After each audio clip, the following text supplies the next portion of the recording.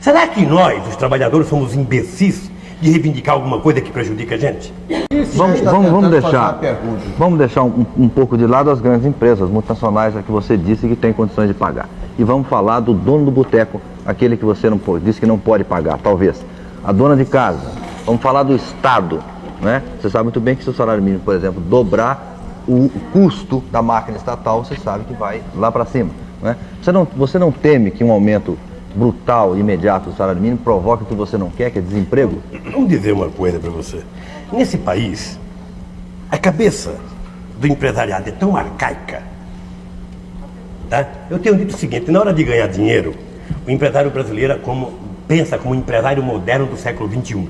Ele é todo moderno. Na hora de pagar, ele pensa como um empresário arcaico do século passado. Ora, por que você veja uma coisa? Toda vez que se reivindica um benefício nesse país, se diz que o benefício vai causar desemprego. Será que nós, os trabalhadores, somos imbecis de reivindicar alguma coisa que prejudica a gente?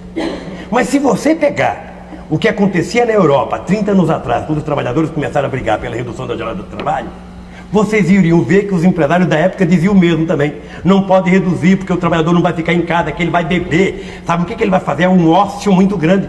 Que bobagem! Da mesma forma que se o empresário pagar, ao invés de 30, 60, o dono de um bar, ele paga 30 mil cruzados hoje. O que acontece? O cidadão só pode ir lá comer um pãozinho com mortandela. Se ele pagasse 2, esse cidadão ia comer 2 pãozinhos com mortandela ou até um de presunto.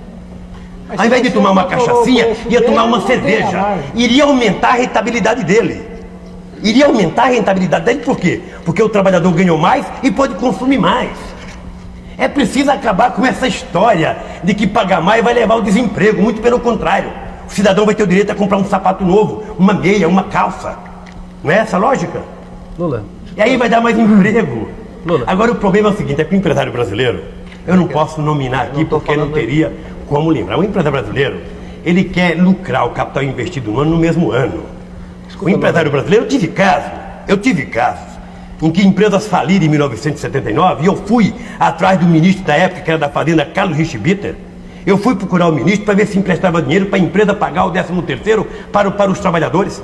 E ele emprestou graças ao sindicato ser avalista para que emprestasse o dinheiro. E o pagamento para os trabalhadores foi feito dentro do sindicato. Sabe o que nós constatamos depois? Que a empresa tinha falido de ser vergonhice. A empresa era transferido o seu capital, que era de uma fundição, para uma frota de caminhão. Então o que precisa, na verdade, é haver seriedade nisso.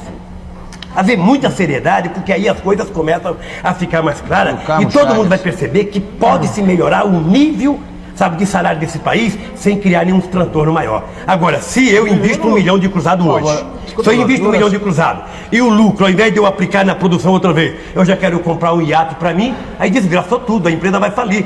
Mas o meu patrimônio pessoal vai crescer muito. É isso que acontece no Brasil e é essa mentalidade que nós temos que mudar.